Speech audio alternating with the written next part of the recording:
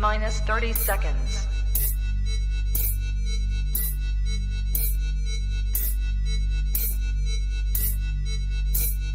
T-minus 20 seconds.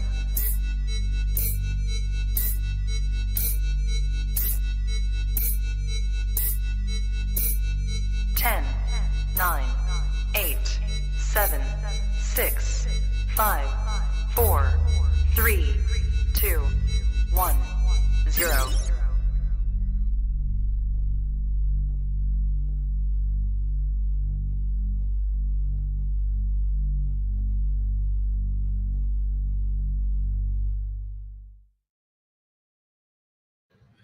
Good evening, everybody, and welcome to All in the Tree Tuesdays here on the Trap Talk Reptile Network, the coolest reptile network in the world. Tonight we have on Brian Fischer of Front Range Arboreals to discuss all of the amazing species he's working with, particularly his green tree pythons. And of course, I'm joined by my esteemed co-hosts, Marshall Mendez and Patrick Holmes. But before we get started on that, as always, USARC. So for any of you who are unaware, USARC is the organization that is fighting for our rights to keep our reptiles, run our reptile businesses, and to pursue this way of life. Check out usarc.org for all of the relevant information about the organization. And if you are not already a member, please look into becoming a member of USARC. As an industry, we have strength in numbers, so the more people we have behind the cause, the better. And tonight we are brought to you by Gary Scavino of GS Reptiles, an OG of the arboreal game, and a guy that has one of my personal favorite YouTube channels regarding reptiles. So if you are interested in green tree pythons, emerald tree boas, carpet pythons, Bowlen's pythons, the list goes on and on, check out Gary Scavino of GS Reptiles. We're also brought to you by Texas Chondros, Mark Hager, one of our collective favorite guys in the industry and a great green tree python breeder. He also runs the TX Chondros Instagram account, which highlights many great chondro keepers from here in the great state of Texas. So check out Mark Hager of Texas Chondros. We're also brought to you by the Reptile Perch. So David Brahms, he innovated the 3D printed perch system mostly for tub setups. He's also a designer green tree python breeder. If you are looking for 3D printed perches, check out the Reptile Perch. We're also brought to you by the Reptile Super Show. Coming up here the last weekend of the month, the Reptile Super Show and LA Pet Fair is going to be in Pomona, California. It is one of the largest reptile expos in the country, coupled with one of the largest overall expos of pets, aquatics, plants, you name it, they got it there. So check out the Reptile Super Show and the LA Pet Fair for more information about the event. And here we are. It is not, in fact, Wednesday. I am not MJ. MJ is feeling a little under the weather tonight, so I'm stepping in his place. And I'm excited. I haven't been on an All in the Tree Tuesday yet. And but two guys we have Mr. Marshall Mendez and Patrick. Hey. There he is. What's going on, guys? Yeah. Finishing my dinner like I said I would be. Yeah. How's that salmon, man? How'd it come out? Slightly undercooked, but I like sushi too, so it's whatever. Hell yeah. Marshall, how's it going? It's going good, man. Just finished changing Tuesdays afternoons is water bowl day, so just finished doing water bowls. Hell yeah. Fed some baby chondros and baby Amazons, and here we are. Hell yeah. I can feed all of them in like 2 minutes now. It's freaking amazing. They're all clockwork for you now. Oh yeah, yep. The marker for that is when you can slide the tubs right back in. Hit it and slide the tub right back. That's when you know you're in there. They grab it from the perch, fall, hit the floor. One of them fell off the perch completely tonight. He jumped off the perch so hard, and just closed the tub, and 5 minutes later it's gone. So that's a selling point for that one. That's right. Yeah. Well, I forgot who I'm talking to. You don't sell condoms. Yeah, that's right. Yeah. Oh shit. So how's it going with you, Patrick? I feel like I hadn't talked to you in a minute. I am this is not news to anybody, but I am busy as fuck and overwhelmed and stressed out and have way too much on my plate. And I could probably say that 9 different ways. And I just dropped off $17,000 worth of baby chondros at FedEx. So I'll be silently freaking the fuck out about that until tomorrow morning. Yeah, good. And yeah, so typical. But, it's Tuesday, so I shouldn't have any issues, right? So I was just telling Steven, I sent a package yesterday and it got delayed. And I normally don't ship on Mondays, but I didn't have a good alternative with this particular situation because it's getting hot here. And so I did it and it got delayed. And no joke, first time that I've ever had a outgoing package get delayed ever. Where did it get delayed? Fucking Indianapolis. Oh, it's the worst. As a former Indianapolis resident, they suck. They quit routing my packages through there, but for a while, this was during post-COVID days. But man, like literally 50% of the packages that would go through Indy versus Memphis would sit an extra day. Yeah. Now that it's back, now that everything's back to Memphis for me, I can't remember the last time I've had a delay. I've had like the tracking be messed up where it says it's going to be delayed, but it actually is sitting there. I've had that happen a couple times, but nothing, no overnight delays, or very, very few compared to when Indianapolis was in the mix. Yeah. When Patrick and I were talking before the show, I told him that during that same stretch, like 21, 22, I mean, I could have counted on one hand how many packages did not get delayed going out of Indianapolis. Yeah. It was like my routine was give boxes to FedEx in the morning, call Ship Your Reptiles and fix every issue. And then the next day, check if all the customers got their snakes. It was just like, that's just how it went for a while. It was fucking, it was brutal. Yeah. That's wild, man. I'd be just freaking out about that, man.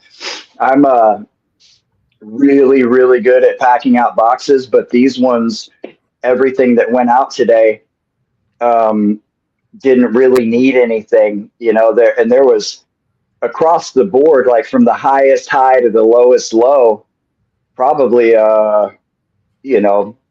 33 degree discrepancy. I think 89 and 56, but that's the range. Like you put any snake in a box anywhere inside of that temperature range and it's going to do just fine.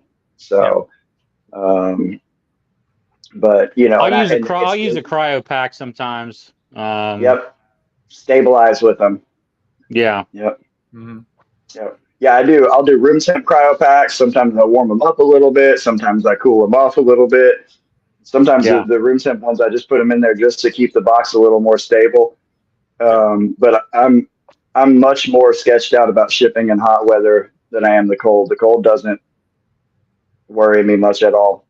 A lot of people seem to not a lot easier for something to go wrong. Yeah. It kind of blows my mind when some of the things I see usually in private messages about the way things get shipped, and some people that just either don't know or weren't paying attention to some of the basic stuff about that, and using heat packs when it's way, way, way too warm for heat packs. Like you have to, short term, you have to freeze a snake solid for cold to be problematic short term. Yeah. This thing about snakes getting RIs from getting 60 degrees in the box overnight is bullshit. Yeah. Never. Yeah. Never.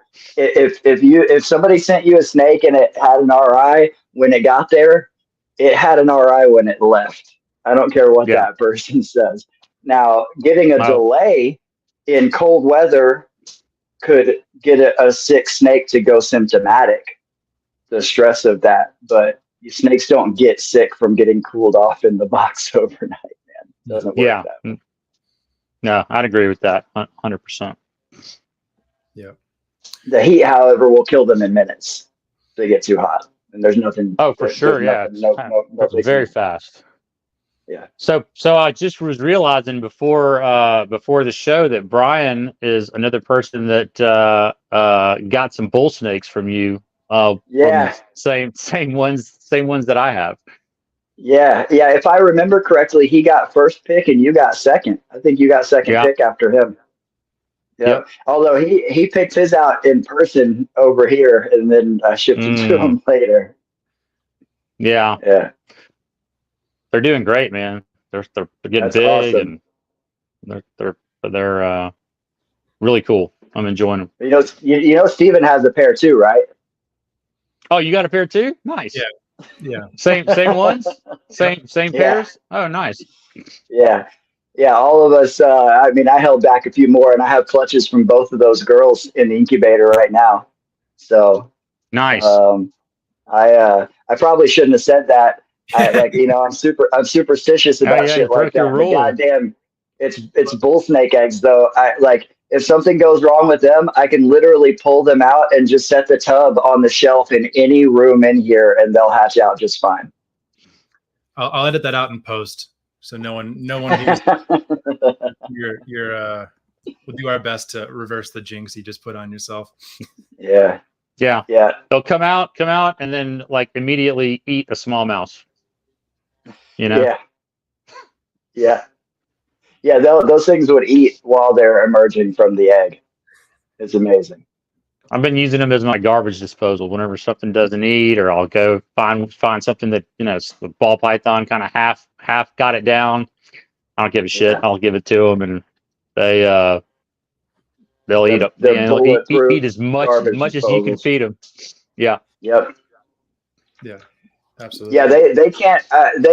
In my experience, although I've never really tried really hard, but in my experience, they can't get chunky until they're about 3 years old, no matter how you feed them. By the time they're about 3, if you feed them real heavy, you can start to see them getting chunky. But when they're young, you feed them every day. It doesn't matter. Yeah, definitely. Steven, you've got those super cool Mexican pines too, right? Those are would be my second favorite pits. Yeah, no, they're incredible. I got one from him. She's fucking unbelievable. She's coloring up now, dude. You should see. She's got just blaze orange coming in. Badass snake, dude. Yeah, she looks a lot like the mom. But I mean, might even end up being a little bit nicer. Yeah, I love the Mexican pines. They're just, to me, they're just like a pet snake. They're perfect. They're naturally beautiful. They have good demeanors. They never miss a meal. They're bulletproof. They're a mini pit that's beautiful. So yeah.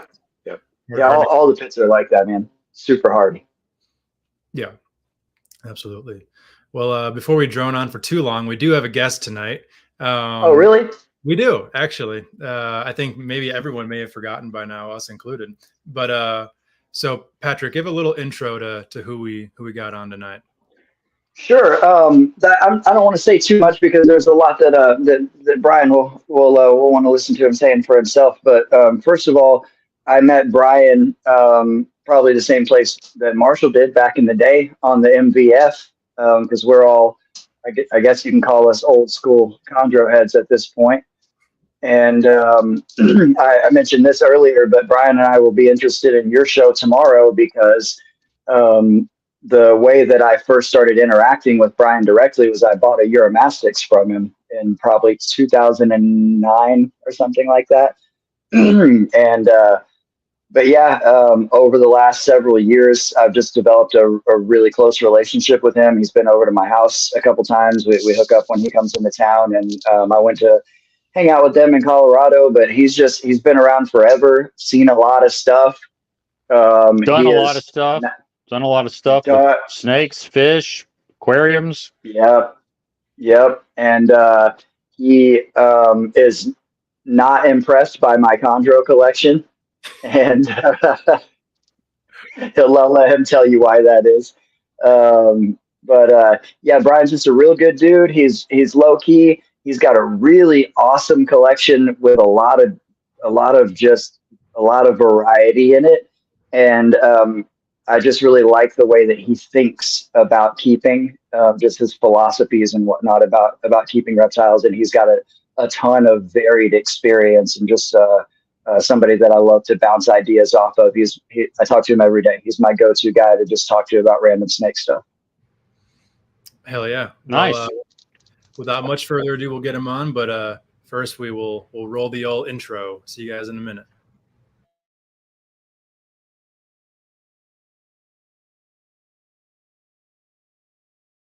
Good. You ready for do more in the future? Trap Talk podcasts? Yes. Man, Only Trap Talk. Exclusive. Yes. exclusive. Oh, So stop calling us. Rub the spot, get the club to pop. When I come up with the crop, gotta love it or not. I'm hot from the hop to the rub the spot, get the club to pop. When I come up with the rub the spot, get the club to pop. When I come up with the rub the spot, get the club to pop. When I come up with the rub the spot, get the club to pop. When I come up with everybody, we do it.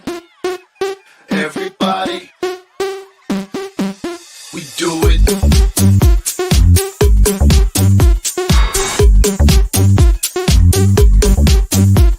Do it. Do it.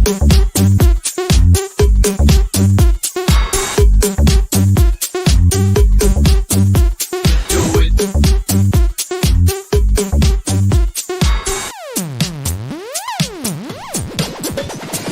Rub the spot, get the club to pop.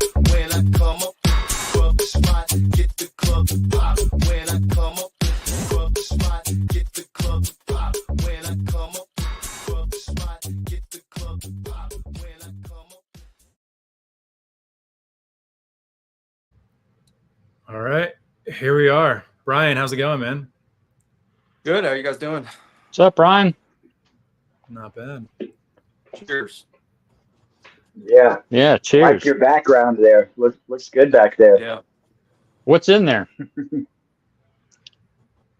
Right there. What's in the cage behind you? Parlians. There's one right there. Oh yeah, nice. Hell yeah. Those are the ones that get really big. Yeah. The heaviest. That's their claim to fame. Is Longer. I'm assuming that y'all are seeing that the screen freezing up like I am. Yeah. Yeah, and audio's cutting out a little bit for me too. Oh. Let's see. You know, Brian, do you Yeah, want there's a bit. to exiting and Oh my coming God, back real quick to refresh your feed a little bit? All right. Take two. Yeah, a little bit of a delay there too. Yeah, it was fine at first. So I mean, I have to imagine that it'll correct itself here in a second. Because I would like to see that chameleon as well with good clarity. Yeah. Hell yeah. Yeah, I got. Are those? Sorry, go ahead, Patrick. No, I was just gonna say I got Amber's Parsons chameleon from Brian. I traded him a chondro for her female yellow lip. 5 years ago, something like that, going on 5 years ago. Nice. Oh, how long do those live? I didn't think chameleons live very long. No, a very long time. Male Parsons can take that long just to mature. Oh, really? Yeah, they get really huge and they have a super slow metabolic rate, so they live for a long time. I don't think anybody really knows what the upper limits are of their and there's a million different species, and some of the really small species don't live very long. That looks much better. Is that any better? Yeah. Definitely hear you better. Yeah. Yeah. There you go. Right there. Hell yeah. Yeah. Oh yeah. Down on the bottom. How big is that enclosure? It's 4 by 2 by 6 foot high, and then there's a divider in the middle. Wow. Oh, There's wow. Female on this side and a male on this side. Okay. That's the one that you just built, right? Yeah. Yeah. Is that a I think screen door? Yeah. So there's Screen screen front? on the front and on the top, and then all the sides are chloroplast. Okay. Yep. Nice. Very cool. Well, Brian, for everyone who's listening, give us a little bit of a rundown of kind of your history in the hobby and your journey that has led you up to the point you are now. Yeah, so I grew up in Lancaster, Pennsylvania, Amish country, and my dad had me out herping pretty young, go out, catching local frogs, salamanders, black rat snakes, all that sort of stuff. And I grew up about 3 miles from that fish place, that pet place, which is it at the time. I don't know if it still is, but its claim to fame was it was the largest retail pet store in the U.S. So giant pet store. I used to They mail had their- order a bunch of shit from them Yeah. for aquarium stuff. Yep. Yeah. And they had a very large reptile room. I don't know what it's like now, but they that was kind of in kind of the heyday of imports and all sorts of crazy stuff coming in. Lots of variety, pretty cheap. So they would keep a pretty wide variety of species on hand at any given time, probably like a couple hundred. So I obviously frequented that place quite a bit when I was younger. My parents were very supportive of my interest in all that stuff, and they would they got me some animals pretty young. Nice. Ribbon snakes, garter snakes. At first, they weren't really cool with rodents, so that was all I could get as far as snakes. Had uromastics, leopard geckos, mantellas, day all sorts of stuff. And eventually, I found out about Hamburg, which is about 45 minutes from where I lived, and they took me up there, and that was when I was like, it's just crazy variety of stuff, and they pack a lot of tables in that show. I know they just moved venues, so I don't know what it's like now, but that old field house was pretty crazy, and a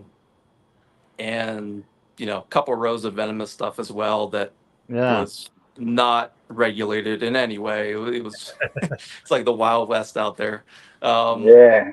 But that was where I got to see my first chondros in person, and I was kind of obsessed with them from seeing them in books and such. Found chondro web pretty quickly. That was back in the dial-up days when before MVF. Yeah, it's pre-MVF. Yep. And I was on there all the time, just reading, absorbing. And then my parents for a birthday got me a red Neo Biak at Hamburg when I was 12. And that animal taught me a lot. I first kept it in a screen cage. That obviously didn't go very well, but I kept it alive for quite a while in that thing. And then eventually went to vision cages and things like that. But that's kind of where I got my first step into chondros. Was then kept a whole bunch of big variety of stuff. Over those next few years, like I said, dart frogs, geckos, uromastics, scrubs, chondros, all sorts of stuff. Moluccans back when they were like $100. Mhm. And then I ended up getting a job at that fish place. Worked there for a few years into college. And then when I was in college, I ended up quitting the aquarium where I was working mainly with dart frogs and their kind of Amazon exhibits and in the backup area. And kind of started doing some internships at the National Aquarium and some other stuff with them. And that's kind of where I started going down to Maryland and getting involved with Marshall and Patrick. Remember that was kind of chondro Mecca at that period of time. That was where Christian and Sean were, Tim Morris, Trooper Buddy was there, John Hotley, everybody who was kind of doing it pretty seriously at that time was right in that area. And so I think it was Paul August might have hosted a barbecue, and that's where I drove down there, went to that. That was kind of Carpet Fest, Chondro Fest, if you will, type of atmosphere. All the Maryland guys showed up there. That's where I met Christian. And so in about 2009-ish, I was kind of the Alex Warren to Christian for about a year and a half. Went down there every week and helped them with mainly the Dart Frog collection, which was pretty substantial at the time. Sean was probably amazing dart frog yeah. connection, unbelievable. Yeah, Sean was kind of like one of the top dogs in that in the dart frog hobby at that time, and he had the whole top level of the barn was all frogs. So I did a lot of that. From coming from the aquarium, I was kind of used to all that, and then whenever I got finished with that, I got to go help Kristen with chondros, which oftentimes was changing neotubs, just tedious, but I got to see a lot of cool stuff. Which, going back to Patrick's comment about not being impressed, that's kind of where it all comes from. It's like I got to see all the coolest stuff, a lot of stuff that would put a lot of the animals today to shame. Like that was an incredible time in the designer history with chondros. They had Crazy, October, Prince, Darth Sidious, who else? Just all Calco, Cal Jr., Lemon Girl, Lemon all the Trees. original lemon, the lemon tree stuff. Like it was just out of control. And the year, I think it was like 2009 or 2010, Christian produced over like 100 chondros that year. Yeah, so it was a pretty sweet time to be going there and seeing all that stuff. But so did that for a little while.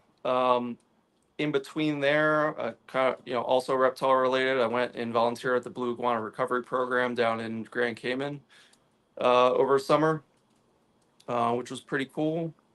Once I graduated college, I went to work at the Tampa Zoo as a herps keeper. What did you study in college? Biology. Okay. So yeah, I went down there, worked as a herps keeper for a little over a year, working with lots of cool stuff: Komodos, Galapagos tortoises, Philippine croc, lots of dart frogs, Atalopus, all sorts of cool stuff. They have a pretty nice collection down there. And then migrated into the aquarium industry. Did that for 5 or 6 years, pretty heavy. Managed a wholesale import fish business. We mainly did saltwater and saltwater fish and coral imports. Acclimate them, treat for disease, ship them back out to other retail stores and public aquariums. And then once I finished up with that, went to Denver, worked at the Denver Aquarium for about a year and a half, and then I kind of transitioned into working in water treatment, traditional water treatment. Just kind of brief synopsis. Yeah. So interesting. How did kind of collection did you keep together during your relocations from here to there, and different changes of your life? How did your private collection grow and change with that transition period? Yeah, so about, I want to say it was probably my sophomore or junior year of college. I stayed home for the first couple years of college and then moved on campus.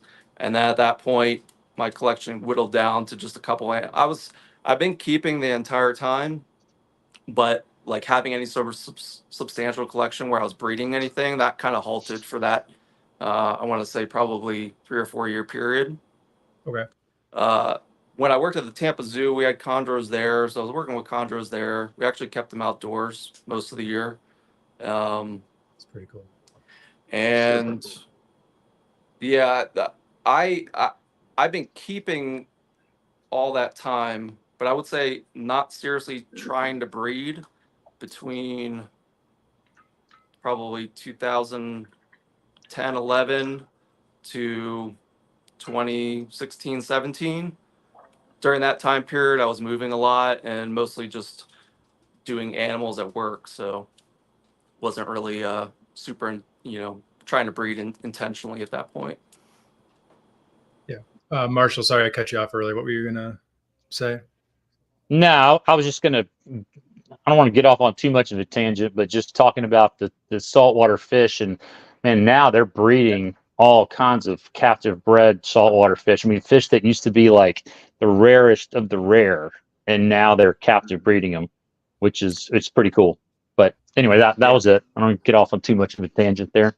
Good. Yeah. Well, I mean, it's not surprising to me, and that hobby is light years ahead of the reptile hobby. Yeah. In terms of technology and technique, and so much money in it, Yeah. Yeah. There is. Yeah. Yeah, it's I love that. I love saltfish, and I love like planted aquariums. It's just the coolest thing. But to me, it was always too much maintenance, and so much that went into it, so much money and so much thought and preparation and planning.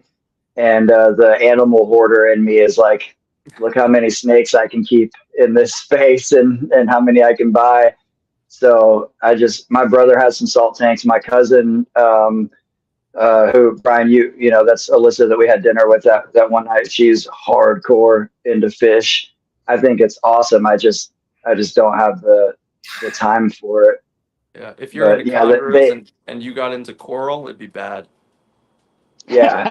No, my brother did the coral thing for a while, and my cousin does that too, and it's just there's just too much. And the reason that they're so far ahead of us with their technology, partly it's been a hobby that was much more popular for a lot longer than the reptile hobby has been. The reptile hobby is just now starting to see like legitimate mainstream popularity. Yeah. Even the ball python stuff 20 years ago didn't do it. It's really a very recent thing.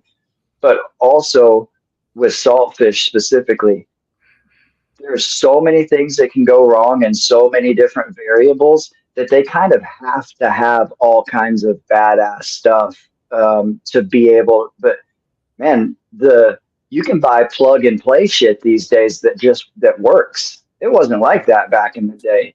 Yeah. I think another part of it is that hobby and that community, they're so much more obsessed with the aesthetic around keeping and presentation of their animals. Whereas the reptile hobby, it seems like over time that's dwindled away. That used to be a priority for it seemed like a lot more people prior, and this is not to bash. I have all racks all over the place down here, but it's just like that's kind of the standard that we've all kind of transitioned to, is very simple, very clean. If we're all honest, probably just because we can keep way more animals in a small space. That's really all it's about. 100%.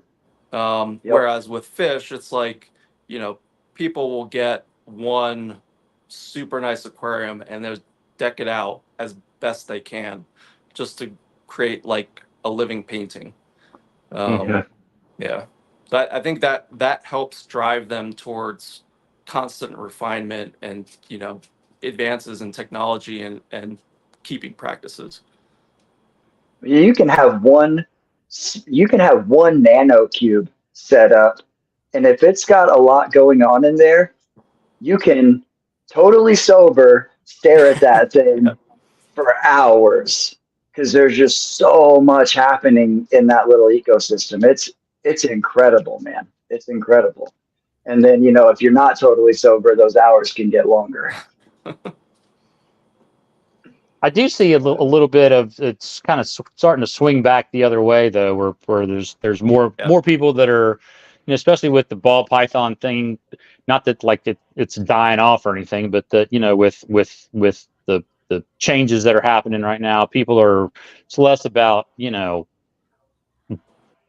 production and, less of a farming kind of aspect and more of a, I see some people, bigger cages, less animals, giving them more space, more about, natural behavior, because I'm sure if you took a chondro and you put it in a 10 by 10 cage, it's going to behave differently than in a 2 by 2 cube or whatever that most people keep them in. I'm not saying you go full on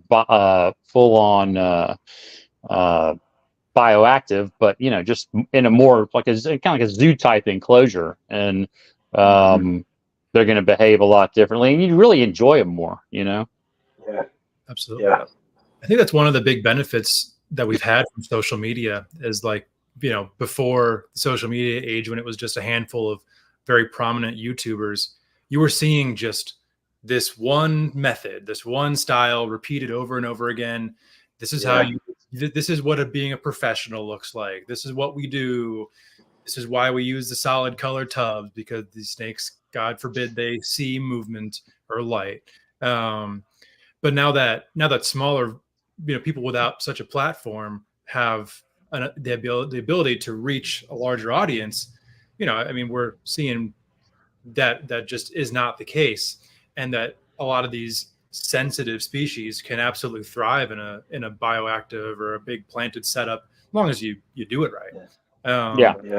And that, I think that also provides for like better longevity, because I feel like the public perspective of what we're doing, just from sterile tub, box, cage, whatever setups, to a mix in of a little bit of this, kind of will mirror the aquatics hobby a little bit more of, we're not just doing this because one snake plus one snake equals 10 to 15 a year and whatever, and this is the value we place on this, and this is what we're doing it for. I think there's a bit of a longevity play in that transition as well. And I have my snake set up pretty simply, so I'm not talking down on that. But I like that there's a diversity of methods that are prominently shown in what can now be seen as like herpetoculture. One of the things that like I like that there's a variety of ways to keep, and they have their niche, and obviously the simplistic setup is great when you're dealing with numbers and scaling up. The one thing that's irked me as I kind of lurk and watch threads and things like that is I've seen a lot of people who seemingly have only ever kept simply the way that they've learned in the last 5 or 10 years. And it seems to be a lot of newer people who they've kind of attached to a dogma of this is how you do it. You can't do it any way else, or you're going to kill your animals. And they have zero experience trying to keep anything in a naturalistic way. They're not even really giving advice. They're just warning against something that they've never tried to make work. So I would just caution people to just keep your mouth shut if you don't have any experience doing this stuff. Yeah. And then there's the other end of that argument too, of the bioactive Nazis, so to speak. I was going to say the same thing. Yep. Yeah. On both sides. It's, that's more detrimental to me than anything, because why would you approach something that way if you're trying to educate people and potentially bring them to your side of the argument? What's going to be accomplished by bullying people and calling them animal abusers for keeping animals in racks or in simple cages even that are more than optimal for that animal? Like there's no progress made from that mindset, no matter who you are. Yeah. Well, I don't think it's about the animals. It's about the dogma and being right and right. Tribes. Yeah. Right. Yeah, it's certainly that. I was going to say the exact same thing, that it comes from both directions. And one of the things that I like about Brian is he's more of an objective thinker and understands like why we do these different things differently.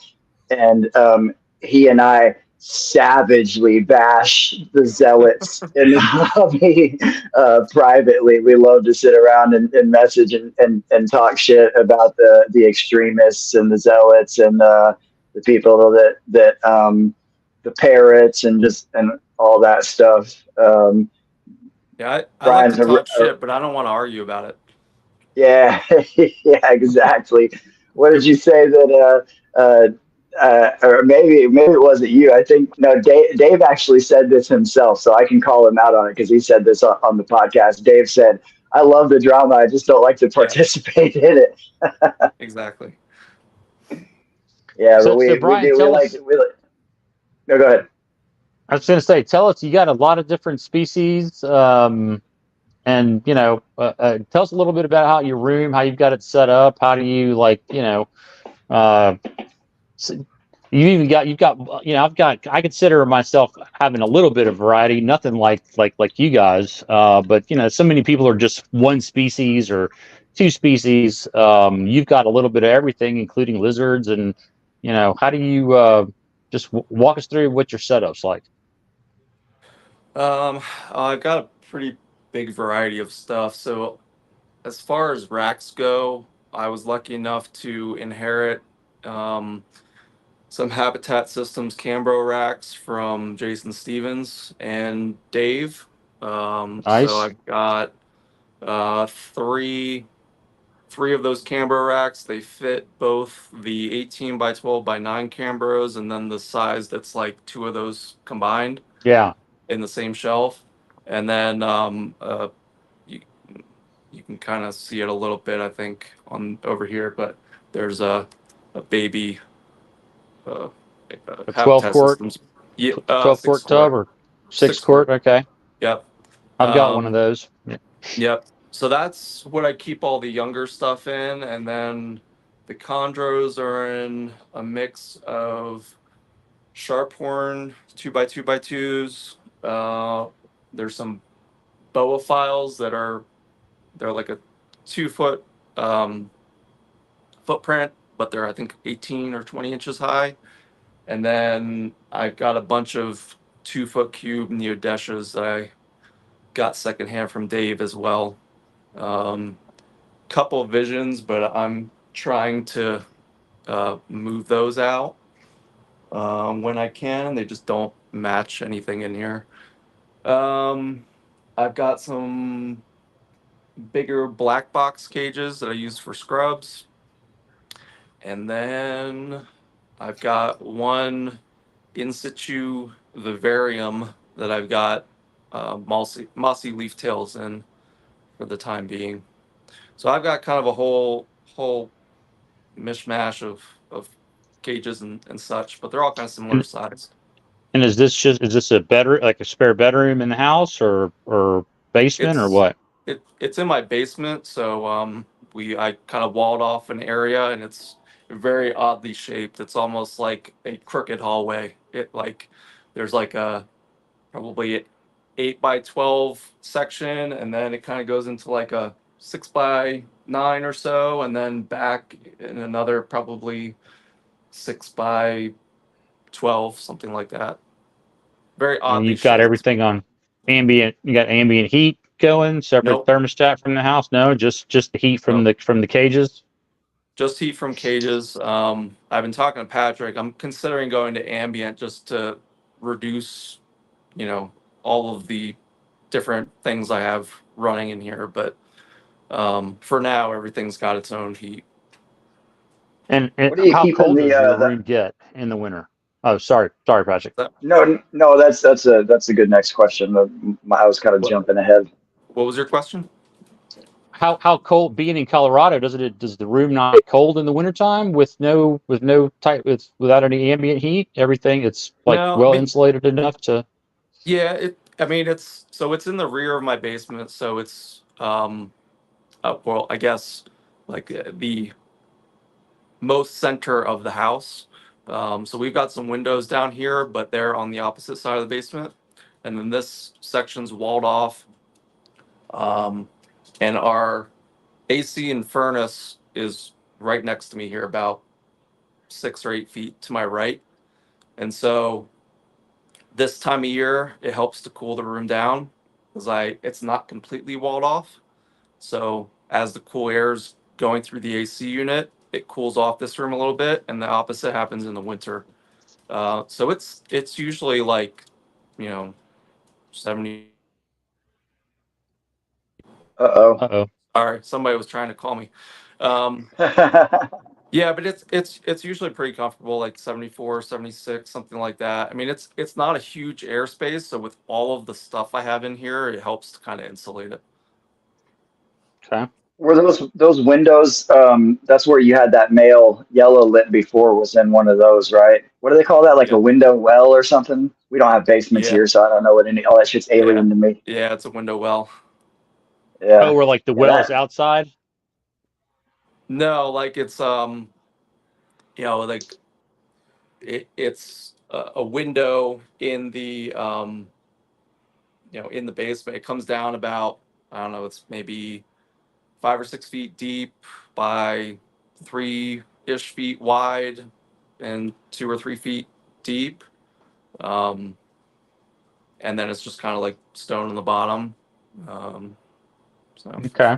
Yeah, he had turned that into a cage for his big male Yeah. Parsons chameleon. I guess you could like open the window and let it rain into there too. Is that what you were doing with that?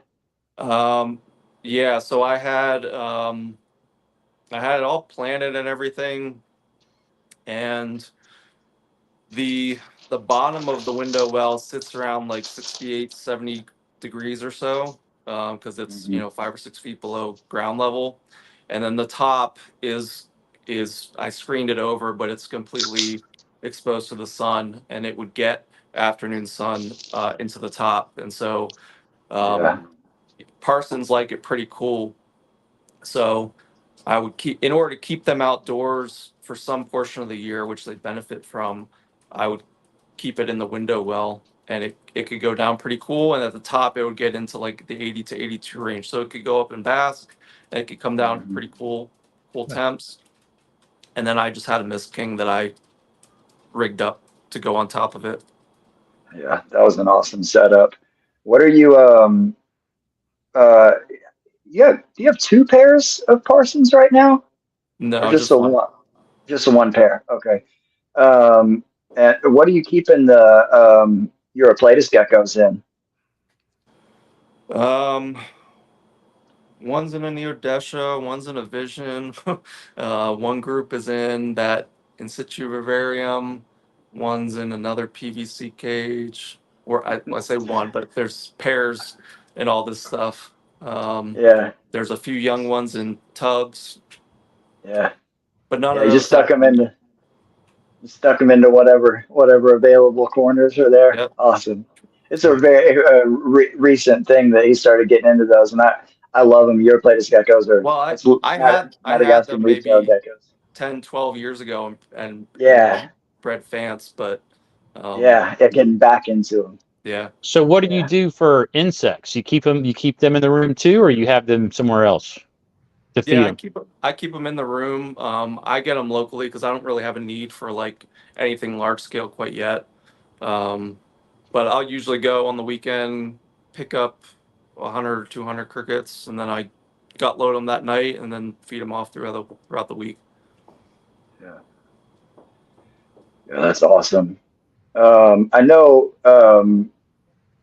being that it's this show, we should probably do a little bit of chondro talk, because I also know that Might be Steven, They Steven suck. wants We to don't get talk on about to. They do fucking suck, man. Brian and I very frequently, not super frequently, but it's not at all rare for one of us to message to the other one, "Fuck chondros," because you keep enough of them, you're going to be cussing about it for sure. Or long enough, or yeah. If they're in your life for any Yeah, amount of time, they'll break your heart. yeah. It's So really- you've been. Was there ever a time when we were talking about you moving around and stuff? I guess there had to have been a period of time where you didn't have any chondros, right? It might have been a very, very short time when I moved to Florida, but Yeah. I've had them pretty much consistently since like 2000. Awesome. And What was the even during, first? I mean, even during that time, I wasn't keeping them I might not have had them privately for a little while, but I was working with them at the zoo. So yeah. What were their outdoor setups like at the zoo? How big was that? it was pretty big. It was like probably like 6 by 4 by 8. Badass. There was a pair that lived in there. Wow. Yeah, pair of Beox. They were probably some sort of mutt. I don't know where. I don't Yeah, know where they zoo came from. mutts. Yeah, Not good old zoo mutts. yeah, Was it an on-display enclosure? Or was it like an off-site? yeah. It was in their kind of Australia exhibit section, and they had a big fruit bat, kind of like an aviary type thing outdoors. Okay. And it was right opposite that, kind of not indoors, but it was shaded in that area where you walk through to the bats. Okay. Very cool. And they had awesome. like it was kind of meant to be like I guess like an old like Australian, like shed closet or something that had like some like antique looking like almost like behind Marshall, that kind of like shelving unit or whatever you want to call it. And it was very interesting. Furniture. Yeah. And they might have had like I can't remember exactly. It might have been like an old like rake or something for a pert. It was like really really interesting. But they didn't care, man. They did great out there. I bet. That's awesome. When was the first time that you bred chondros? 2004. That's way before me. It didn't go well, but I bred them. I hatched an egg, killed the baby. Yeah. Fucking chondros, man. And what are you working with now, chondro wise? I know you've got checking out your or going back and looking at all your Instagram photos earlier. Like you got a kind of a good mix of stuff. Yeah, most of it's locality stuff. I got a bunch of Beox, a pair of Arus, trio of Cyclops, and let's see, a few Aru babies I produced, a Beox baby I produced, and some of those mutt oxable things that I produced a year and a half ago. Holdbacks from those. I've got a couple calico tiger stripes from Dave. Nice. I think that's How mostly have you it. found the Arus, the Aru babies? Have they been easy to start? Have they been difficult? It's super easy. Nice. Yeah. They're And have they started changing color yet? not yet. They hatched right around Christmas. So they're like Okay. 6 months old. Yeah, no, they're super aggressive feeders. Always learning. Baby Arus, neonate Arus might be the cutest chondro babies. Something about their head shape and they're They just got that little blunt black tail The that they like bulldog. yeah. I was going to say bulldog, like a boxy head too. That too. Yeah, short face, boxy head. They're super cool. That male that I sired remember those. that picture from today. It looks pretty awesome. A lot of white, I mean, a lot of blue. He's one of the best ones in the country, in my opinion. What's the history on him? He was from Crutchfield originally, I think, right? Yeah. Tom got him directly from an importer, if I remember correctly, and posted him up for sale. And then somebody bought him from Tom. Tom bred him, if I remember correctly. I think he sired a clutch or two for Tom with some other wild caught females, and then Tom put him up for sale.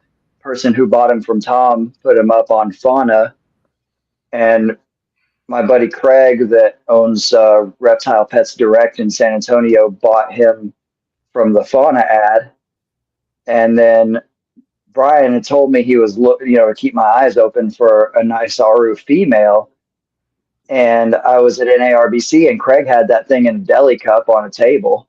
and with a bunch of wild caughts, and it said captive bred female Aru, and $1,200. And normally when you see that on a table in a deli cup, you're like, yeah. And but I recognize the animal from the fauna ad, and or I thought it looked familiar. One of the two of us, maybe it was Brian, one of the two of us kind of realized where it came from. I tried to buy it off the fauna ad. It was sold. Yeah. Yep. And but I pulled it out of I went behind the table and pulled it out of the deli cup, and the thing had claws about that fucking long on it. So I was like, this thing is not a female. I probed it anyways because I am weird and roll around with snake probes on me all the time. And but yeah, I probed it anyways just to be sure, because I have seen a couple of females with good size spurs, nothing like this, but and I told Brian, I was like, dude, this thing's a male. And he said, I don't give a fuck. I want it anyways, because it's just so nice. So yeah, I picked it up for him, and got a little photo shoot in with Don while he was at the shop, and then sent him on to Brian. And that animal, I mean, he looks cool in the pictures, but you guys know how it is with a nice chondro. You got to take that thing outside in the sun and see it in person. It's a fucking spectacular animal. He's unbelievable. Yeah, the blue especially. I mean, I could take a shade photo, but try to represent him as best as I can. Yeah, the blue on a good Aru, like the blue belly scales and the blue down the side of the body. Man, you get a good one, and they're just they're hard to beat for sure.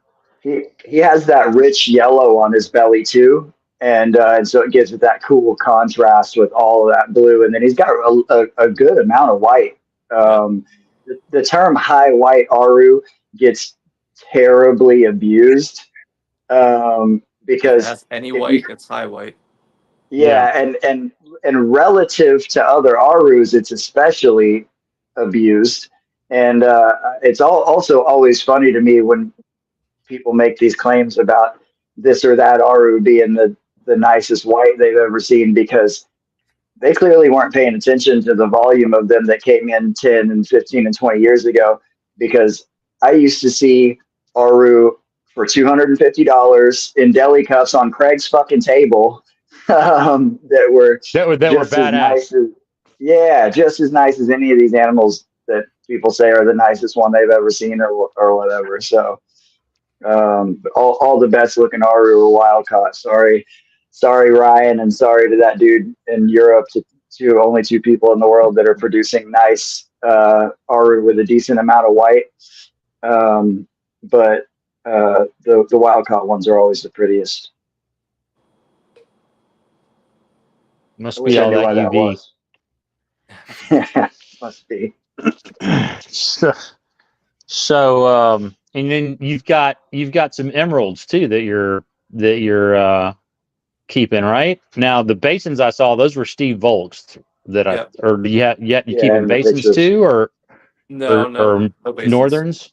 And you got a litter from them like what, 2 years ago or something? Yep. That's good, Ryan. They definitely are. I'm being an asshole. They're definitely making headway on the high white harvest. Yeah, I got a litter of northerns December 2021, and the ones I posted today, the one on the right is the one female I held back from that litter, and the one on the left was produced by a guy named Mark. He goes by Mile High Arboreals. He's here in Denver as well. So both those were produced in Colorado. So that's all I have now, is just that pair of young ones that I'm growing up. I just wanted two very nice, decently high white, a nice pair to start with that was captive bred and reliably so. That was the one you brought to dinner with you, right? Yep. When Yeah, When I picked it up went up to before dinner. Colorado, when Amber and I went to Colorado to go snowboarding, we had dinner with all them with Ryan and Jason and Brian. He fucking just busts out. We're like literally in the restaurant. He just busts out an emerald tree boa at the table. I was Wouldn't be like, a "Fuck snake yeah, dinner if there wasn't a snake present. yeah, man, yeah, yeah." You made it right, Yeah. for us. That's hilarious. Yeah. When you bred your emeralds, what was your setup like for them? Just the Vision 222s. I got these again secondhand from Ryan Burke, and they have these kind of like, I don't know if they're acetron or what sort of plastic they are, but they're kind of these like molded ones. I think they originally came from Steve Volk. They did. Yeah, and they kind of are molded with two kind of like, I guess it's kind of split in thirds, and there's these kind of, they're reverse, and they kind of stick out, so it kind of gives them an area to have multiple points of contact.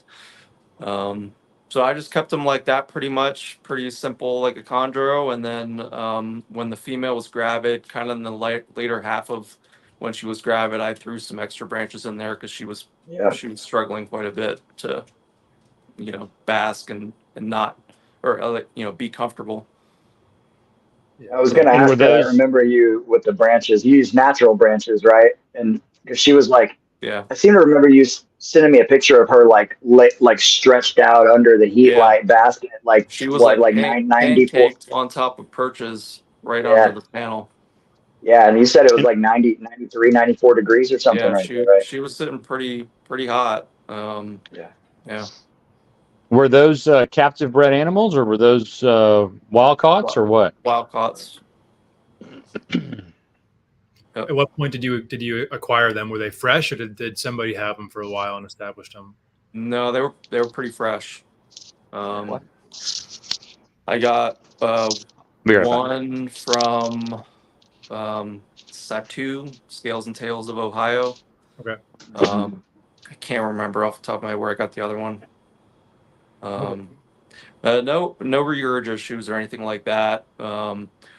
The female didn't do too well after she gave birth. She was very depleted. Kind of fed inconsistently, but never really kind of got back to feeding with gusto.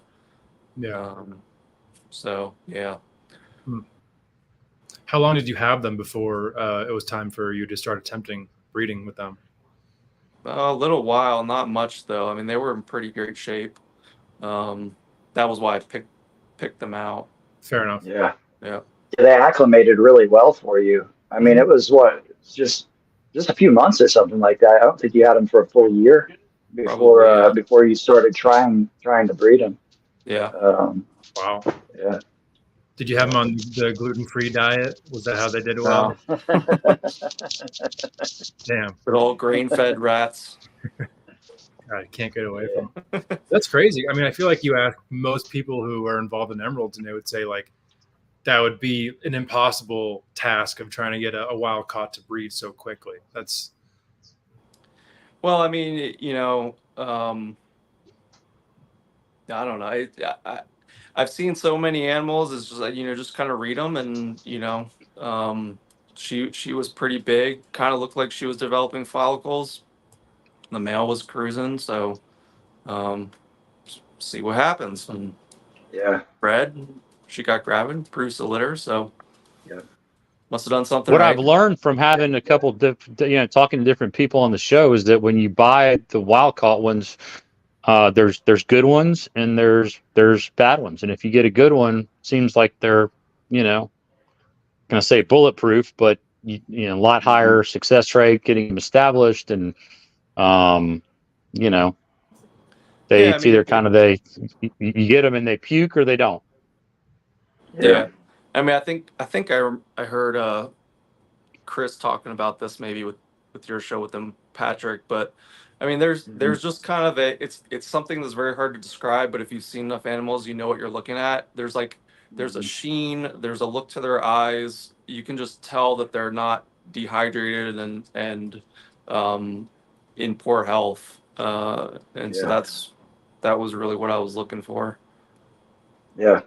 Yeah, the fresh imports, that when they're fresh and they still look like a tank, that's the animal, man. They like, if you see that animal sitting in a deli cup on the table at the show, and it's shiny and doesn't have wrinkles, and it's coiled tightly and all that. That's the good one, man. Both of my female northerns are wild caught, and I will call them bulletproof. They're just the easiest forget about them snakes that I've got. I love them. I love emerald tree boas. Yeah. Kept them for But a I mean, long time. you usually usually if they're at a show, it's they've been sitting for some time. Yeah. And that's usually what I try to get as fresh, into the country as I can. Same with Yeah. chondros, which is why I Yeah. almost always got my stuff from Ryan. Yeah. I need a new hookup if anybody's got one on wild chondros. Yeah. But The sooner the but better. yeah, I mean he would get them straight from Cam, before they went anywhere else. And I haven't lost any wild caught chondro other than a female that's been bred and decided to die. But That's all female. yeah, but that's all of them. So that has nothing to do with being import. That's just what they do. Yeah. So are you trying to keep the localities together now, or I know you said you had some calico tiger stripe stuff? Yeah, so I would like to have some pure projects of all three. Maybe at some point get some poultry animals, and try to have all four, and then have some fun designer stuff just to mess around with. I like them all. Yeah. The calico tiger stripe seeds are it's a really good combo. That's you literally said the exact words that I was about to say. I was going to say exactly the same thing. Yes. Yeah. Perfect combo. Yeah. My ideal chondro is like high yellow with black and green flecking. That's my jam. Yeah. Same. Yeah. Red baby that turns red yellow. baby high yellows. That's not my favorite kind, but that's my favorite kind of high yellow. They go through that orange. They get the brown scales on them. The tiger stripe stuff does that. The calico stuff does that. That's just a perfect cross. I'm hoping to produce some animals like that this year. Love that look. Yeah, and then if they stay orange. I've got a couple females out on loan with Christian as well, so I'm hoping that I'll get some cool calico outcross stuff back from him. Cross it into some of the stuff from Dave and some of the crosses I've already made myself, and have a nice little designer project there. Yeah, it's nice to see calico still floating around out there. I mean, it's pretty making a comeback. Pretty amazing that there's still animals out there all these years later. There's not a lot of other lines that you can really say that about that were big back in the, like, when's the last time you've seen a lemon tree? I mean, there's very few still around to know of. Yeah, I've got one. Do you? Yeah. Yeah. Is it yellow? Other than the like one 96% yellow. Yeah. Other than the one Buddy produced with, the last clutch before that I think was probably Brooke. He did a lemon tree biac. Oh, I remember that clutch. Yeah. He's from Texas too, isn't he? Yep. Yeah. That's the that clutch. The sire of the animal that I have is from that clutch, and he was produced by Forrest. So I got him from Steven and Des a few years ago. Brian's seen him in person. He has the lemon tree phenotype.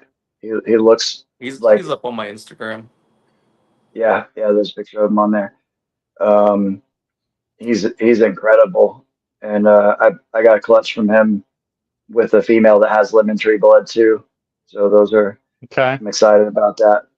I remember the lemon tree females seem to have some kind of like, fertility issues. Like there was a lot of them that would just, I had one or two and never got anything but slugs from them. How big were they? And I mean, this is back in the day, so they were probably 1,000 grams getting medium rats, I think a lot of those, like, this line's defective. I think it was more that we were all just feeding way too much. So many pictures of fat ass lemon trees floating around. It could be. Yeah. Yeah. Yeah. Well, and the female that I bred him to, the lemon tree is like her pedigree is like super deep. She's got OS and lemon tree and 2 Kofi Albiak pairings in there and some old yeller blood. She has like all the ingredients for with US high yellow blood and just a little bit of lemon tree, a couple generations back. But it's about as close as I can get to keeping him. Well, I tried to breed him to his sister, but he has no interest in his sister. Go figure. I think that might have been part of the problem with why that line never really took hold. Is I seem to remember a lot of very, very closely bred type breeding pairing. Yeah, lots of sib to sib over several generations, and so that's what Sean and Christian did with the clutch that produced Brooks' animal.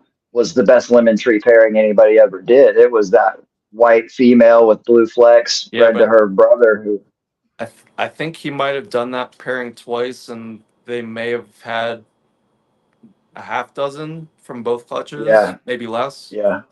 They didn't produce. Yeah, and I'd like to clarify something that I know we've discussed this before, and I've talked about this recently. Inbreeding is not the problem. It's breeding sibling snakes, breeding snakes their parents or whatever. That's not inherently the problem. Snakes inbreed in the wild. It's totally normal. You can inbreed snakes for multiple generations with zero problems whatsoever. The problem comes when you take these animals that have extreme phenotypes, and if they look really strange on the outside, you can assume that it's possible that there could be other things that are not genetically perfect with that animal if their phenotype is so extreme. And so then we're taking and inbreeding animals for extreme phenotype. Then we are forcing animals from those clutches that are not necessarily the strongest animals to stay alive because of their phenotype, and then just reinforcing the shittiness by breeding those animals. That's the chondros are not fucked up from being inbred.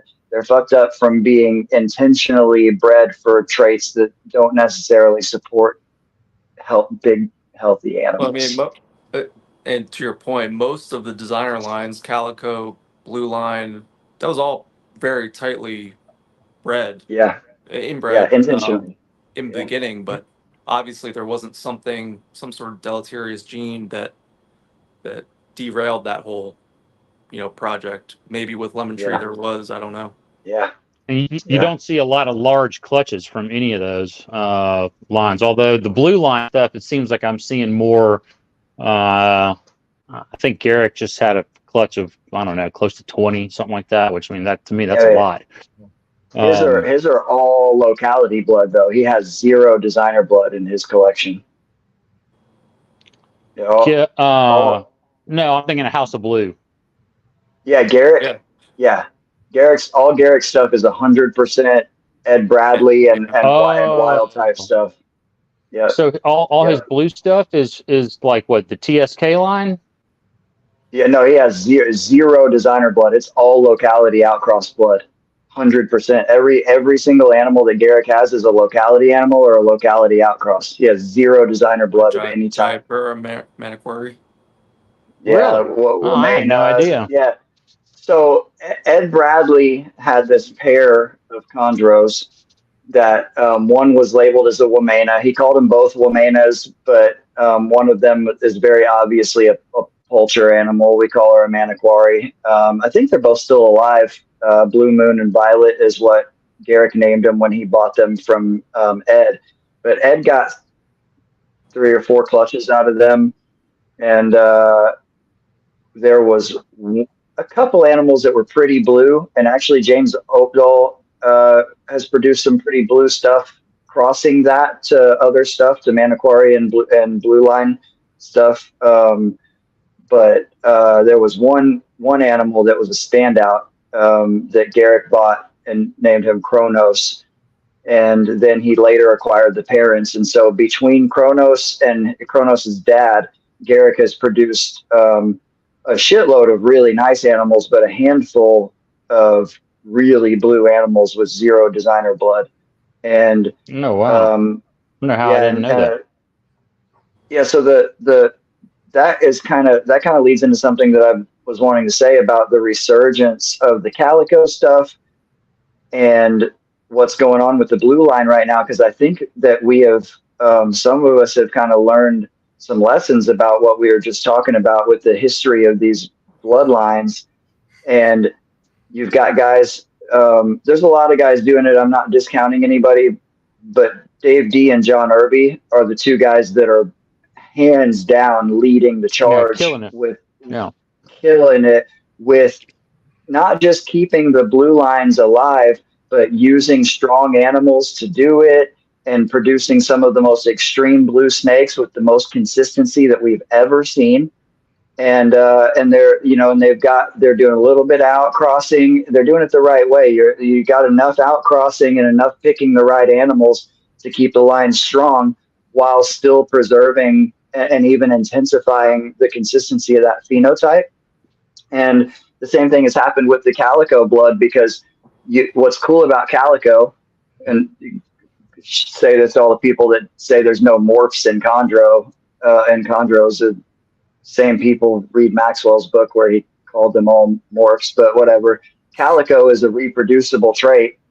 That's a morph by definition. And, but you can breed calico into Beox or into blue line stuff that it's closely related to and get super extreme animals. So you get a little bit of genetic diversity, and then we can kind of bring it back around. And so now calico dwindled down to just it was almost gone. It was almost gone. I had one male. I had one male left, and the animals that I have now were his last clutch. He locked a few times, and then he fucking died on me, like just out of the blue. Yeah. And luckily the female was gravid, and thank God I've got one good male and 3 or 4 females that I kept back from that clutch, and that's pretty much it, except for the one baby that I ended up with this year. So it's basically you, Dave D, TSK, and Christian. Like who? Mark Hedger has some too. Oh no! Yeah. I mean, lots of people have the lineage, but I mean, it came down to like basically those 4 people with actual real calico stuff. Oh, gotcha. At one point, and then started having some success with some of that, and so now guys like Mark and other people are fortunate enough to be able to get we're able to get some of that stuff again. And TSK, they're not real big in the chondro community, but they have produced some of the best calicos in recent history. And then Christians, had the stuff all along. So, like I say, a handful of people that have really put in the work, and these lines are coming back around. And maybe we'll be able to get, because we don't see any of that the best calico stuff, all that black stuff that we used to see. That was really where it was at, man. Maybe that'll come back. Maybe we'll be able to revive that. And TSK, their blue line, Arctic Blue, that was a wild caught male, wasn't it? He was a Cyclops, and he proved to be able to throw blue when crossed to blue line animals. Like there's something to that. And to that point, we've seen that. Like the captive blue line animals, captive blue line. Yep. Yeah, I have an Arctic blue tidbit. Female tidbit was Walsh blue line, and she's pretty blue, but it's mostly hormonal. But he had some really blue offspring, and also some of his grandchildren came out really blue, that were, small percentage blue line blood. And To Lupe just produced that clutch. Well, I was gonna say we've seen that happen with High Blue Manaquari as well. James did it. Rico did it. Dave D's working with the stuff that Rico produced, and then Lupe just produced that clutch with some of Garrick's stuff bred to a Dave D line, blue line, and that's really where it's at. You take that potent high blue wild blood like Garrick has and cross it. That's the perfect stuff to cross to the Waltz blue stuff to keep it alive and keep it extreme. Eddie also is producing some nice calico stuff. That blood that he has is super potent. Who? Oh, Eddie Assey? Yeah. Oh, not Eddie Assey, Eddie Appel. Yeah. Appel. Yeah, in California. Yeah. He's got some nice. His are pretty high contrast, yellow and black, and they definitely have the old school calico look for sure. And he's got a little bit of lemon tree blood in some of that stuff too. Yes. Mm-hmm. Yeah, I forgot about him. He does have some nice looking ones. He didn't produce anything for a few years, so we kind of, he wasn't really posting, but then he came back around with a clutch or two, and which is awesome. I really like Eddie. He's a good dude. He's from Colorado, isn't he? He's in California. I'm not sure where California. he's from. Yeah. Sorry, California. Yep. Lost. Yeah, Stephen Bale, because we're not talking about scrub pythons yet. We can talk about scrubs. So you're keeping? You've got scrubs too. You've got freaking Bowlen eye. You talk about that a little bit. Steven just texted me and said that he just lost power and was asking me if the show was still going. So I'm gonna attempt to text him back really quick if I can. Okay. So your scrubs are what are Tracier? Is that what they are? I've got a little group of 2.2 Tracier. The females are adults. The males are still too young. There's one that's a little bit bigger, but he still needs probably a year or two to get some size on him. And then the other one's like much smaller, 3 or 4 feet. And then I've got a pair of Tanamera. So probably related to the ones that Ryan Young produced with. They came in, as far as I can tell, from the same group from Dan Mallory. And I think she's gravid. But if she is, it looks like she's going to skip her prelay shed, so we'll see how that goes. They're kind of like female chondros. What species are those? Southern. Yeah, Southern scrub. Oh, those are okay. Because the Southern Highland, whatever you want to call it, they're kind of all the same thing, but yeah.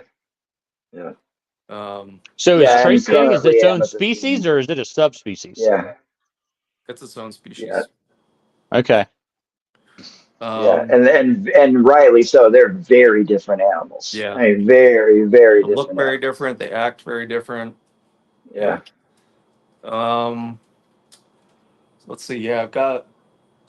That's I think it for the scrubs, and then a pair of young Bowlens, and that's about it for kind of this scrub complex, I guess. How big are those Bowlens these days? Yeah. Probably like 3.5 feet. Nice. You're keeping them in the same room, and they're just getting just as keeping them on like a cooler, like towards the floor or something, a little cooler, or what? Yep. Yeah, they're on the floor, and they have panels. At some point, I'm gonna move them into some cages with lights and stuff. They're just too cool and pretty not to have lights on, but the hot spot or the heated time of the day is condensed and not quite as warm as I would for most of the other stuff in here. It might I think I have it set to heat comes on probably 11 or 12, and then goes off at maybe 5 or 6, something like that. And it's not very high, maybe like 80, 82. And Oh, wow. Okay. they're like clockwork. They know when it's going to come on, and they scramble up there, heat up, and then they're good. How And long, when they move up there, how long do they stay under the heat? It kind of goes in like spurts. Like they'll go up there for, an hour or two maybe, and then they'll start cruising around. Like I can see the male right now. He's cruising around right now. Yeah. And all the lights are still on, so they'll kind of do it in sessions throughout the day. Seems like. Nice. That's cool. you said they're 3 years old? No, they're like 3.5 foot long. They're Oh, okay. They're still pretty young. So so what's your long term with those? Are you gonna kind of treat it any differently than anything else, or? I don't think so. I'll just I'll keep them a little cooler than the scrubs, but I'll probably keep them and raise them exactly the same way. I don't feed them super frequently, trying to keep them lean. Yeah, we'll see how it goes. There's a handful of people that are having pretty regular success with them now, right? Breeding them? Yeah, it seems like it. Yeah. Are they doing anything super special? Are they cooling them down? Yeah, they are. Yeah. Multiple males. They're doing multiple males. Oh, yeah. Okay. Yeah, I've heard that. Yeah. Yeah. Scott Flood and Mark Miles have both had recent success with them, and they're, to my knowledge, I know Mark is, because I've talked to Mark about it. I haven't talked to Scott, but I think he's doing the same thing, running multiple males per female. Are they like combating them, or are they put one in and then switch out? I feel like I know the answer to that, and I don't remember. It's more or less like a breeding ball, like kind of like diamonds or anacondas, where like they'll all kind of be in the same place at the same time, where it's not really like a combative thing. It's just whatever it is seems to be what gets them to tick. And sorry, my whole neighborhood just lost power for about like 10 minutes, and now we're all back. So when I bred Brettles pythons for the first time, I was sold this trio. It's supposed to be a 1.2, and I say sold. Well, I'm going to do a little throwback on scrub and chondro history to show you how much things have changed. I traded a subadult female Wamena chondro that went through a black OCC for an F1 Rolf Kern Moluccan python, which I never saw because I had it sent straight to somebody to trade for a trio of Brettles. Because at that time, we weren't worried about getting more Moluccan pythons or Wamena chondros because they were just around, and Brettles were not so not as common as they are now. And I'm not, I'd love to have either one of those animals, but I absolutely adore my Brettles. But anyways, I threw them all together because it's supposed to be a trio, a 1.2. And I came in and I saw they were all wrapped up together, all three of them, but I saw 2 sets of claws working the female. And I was like, oh shit. Females don't do that. It's very, very obvious that I had a 2.1 and not a 1.2. And not only did they never showed any signs of stress or combat, the males took turns locking her up. That when they were both courting her was just initially. And then after that first night and they kind of figured it out, one male would lock her and the other one would be on the other side of the enclosure, perched on cork bark or in the cork tube or whatever. And then I'd come in a different time and the other male would be breeding her. And so I would, it wouldn't surprise me if the Bowlens are doing the same thing, which is, that's kind of my point. I don't even know if they are combating or not, if you did put them in there.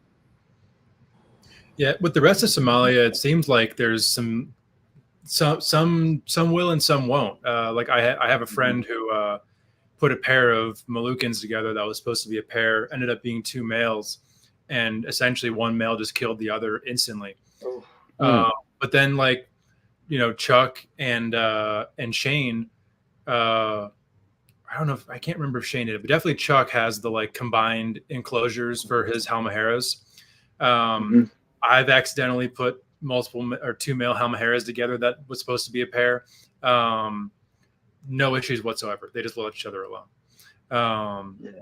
So it makes you think, you know, if there's like what does, because they're I mean, scrubs are just lowland Bolen's pythons, you know.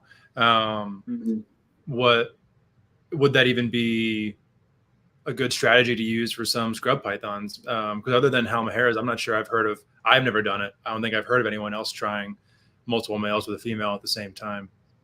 Try it out, dude. You got enough scrubs to experiment. It could just also be coincidence. And going back to what I said about how everybody used to overfeed their snakes back in the day, could just be that people are raising snakes the right way, or raising the Bolens now the right way, and they're not getting super fat and obese and huge. Yeah. And now they're just in better condition to breed, and they're not as hard as we always thought. So that's a possibility too. Yeah, it could very well be. And the Halmaheras, like are those the smallest? Those are the smallest scrubs? They're the second smallest. The Tannenbars are the smallest, and then Halmaheras kind of come in a little bit above the Tannenbars. There can still be freak Halmaheras that are really, really big. Yes. Generally, I've seen a 10-foot Tannenbar, or 9-foot Tannenbar. And I've seen an 8-foot IJ carpet, and one of my buddies used to have a 13-foot Halmahera, but most of the hounds are small, just a little bit bigger than. That's cool. Yeah, so the Tannenbars. What Ryan said about Tannenbars. So that's awesome. There you go. Well, so the thing that's interesting to me is about the multiple male idea, and we see this in other species where just getting females to be receptive, male combat can aid females in being receptive, because there's like a pheromone and hormonal like piece to all of this. Sure. And maybe that is a missing piece with chemically getting female Bolen's pythons to ovulate, because one of the issues that we get is just developing follicles, breeding, and then they absorb the follicles. So that's a commonplace thing with the Bolen's, and so it could be that multiple male thing is just a hormonal cue that their system needs to play all the way through that process. Yeah. Now, do those females lay a lot of slugs, or do they just not give you anything? Not laying at all, I think, is what's happening. Yeah. I don't follow it real closely, but I from what I understand, it's a lot of times they just build and then absorb. Yeah, that's really, and the thing is, Bolen's pythons, scrubs too, but particularly Bolen's, they'll show a lot of behavior that you can very easily trick you into thinking it's ovulation or whatever, where it's actually you're a few steps ahead. And I think what some people have made the mistake of doing is they'll see these behaviors, they think it's one thing when it's really not. They'll stop pairing, they'll stop feeding, they'll raise basking temperatures, they'll do these things that you would do for a gravid snake. Snake isn't gravid yet, and then they flatline, and then they reabsorb because they weren't given what they needed to push through that last part of the process. That's part of what I found with scrub pythons. And to me, I have never kept Bolen's, but I would have to assume they're just like a colder scrub that just takes longer for everything, because they have less ability to access heat to metabolize everything they need to. I've been tricked by I've just made my first attempt at breeding scrubs just a few months ago, and it's a male that Brian sent to me, and he's just and this is Steven actually helped me come to this conclusion. The male's probably just still too small and too young. The females are significantly larger than him, and he's what, Brian, 3.5 years old or something like that. Maybe 4 now. I've had him for a while. Yeah, probably closer to 4. Yeah, and but I found that there were behaviors the female showed me that seemed like they were going into a cycle, changes in their feeding response and whatnot. But it turned out that I think it was just moving them into the larger cages gave them this different kind of awareness, because that never turned off. These girls just turned into like their feeding response just became insane. But this year, I found that they were very easy to palpate. I could count follicles in them. Like, they were very easy to palpate for follicles. With chondros, you can kind of feel them, but it's not until a chondro is within a couple of weeks and maybe within a month of ovulation that you can really feel like that there's definitive follicles in there. With the scrubs, you just let them slide through your hands, and it was like palpating a colubrid. Meter follicles in scrub pythons, even like a 10, 11 foot female, unless they're really fat, you're going to feel this follicle. Well, I'll tell you something that's really a bummer, because I've never really experienced it this way, but having both of my F2 females fully developed and being able to count follicles in them, and then the male not being ready to handle it. And now when I palpate them and I can feel them absorbing the follicles, and it's very, very sad. I hate I know that exact feeling of like they're a little inconsistent, their sizes are a bit off. Yeah. You're like, oh God, it's happening. Yeah. That's all right. He'll come around, and those girls, if he's ready next year, they'll be 6 years old, so they're just going to be fucking prime. If it makes you feel any better, the same exact thing happened with my girls from that same clutch. It does not make me feel any better, Steven. Well, me neither. More sad. Yeah. I did my best. Yeah. Well, tell us about your current. What did you see with the southern pair, Brian? As far as development, was there a behavioral stuff you noticed? Did you palpate her? Was there what did you have going on with that when you were pairing those? No palpating. I was pretty hands off with them. So right around Thanksgiving, I shut the food off. I had been cooling since October, and just kind of kept them separate, let them chill, change water. That's about it. Until I did a 90-day fast, and then gave them both a big meal, started raising temps back up. They both immediately went into shed. As soon as they shed, paired them up. He immediately locked her. Went on like that for maybe a week or two. He seemed to lose interest, fed him again, and let's see, she went off food maybe 2 months ago, 2.5 months ago. I can't remember off the top of my head, but it was like clockwork, like I would see with any other python. Like, feed, shed, pair, they lock. She was ravenous out of that, after that first meal, and then she just shut off food, and it started to swell, darkened up. And then I haven't done a ton of other pythons outside of chondros, and chondros are very easy to see development and ovulation because they're on the perch, so it exaggerates everything. But I haven't seen a ton of scrubs or other pythons, going through that on the floor. And so I think I saw an ovulation, and everything about the way she's acting would indicate that. The only thing that's been odd about it is that she hasn't had a prelay shed. And so we'll see. I did have her out yesterday and palpate a little bit. It feels like there's something going on in there, although she also had a pretty significant attitude change and does not want anything to do with me right now. So I kind of let her be. But that's also a sign too, though, is the change in demeanor. Yeah.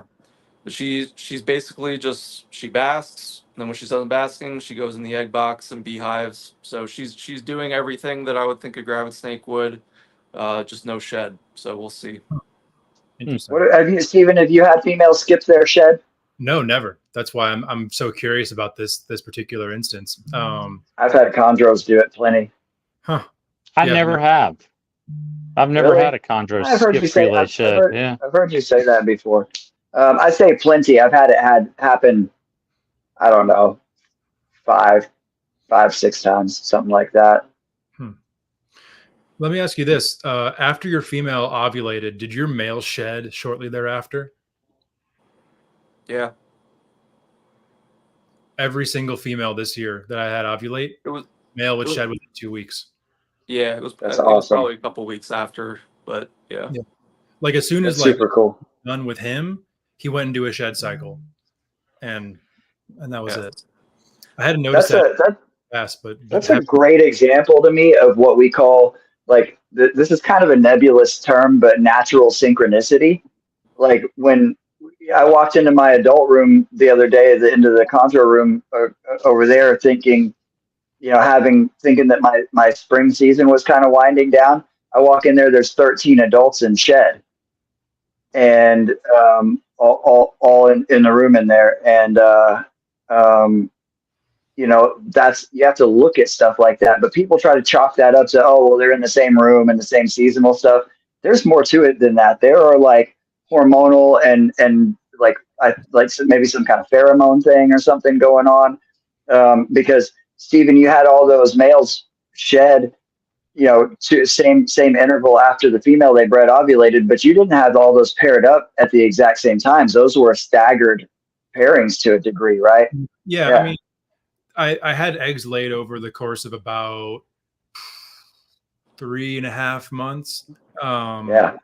And I had some I had 3 clutches in a week, or there was like a couple and then a lot and then a couple stragglers at the end. But yeah, every single time the male shed immediately after the female. So that throws it out the window, the idea that it's purely environmental cues that are. I've talked to a few other people this year who've gotten scrub clutches, and they've all experienced the same thing with their males. That's why I was curious if Brian had as well.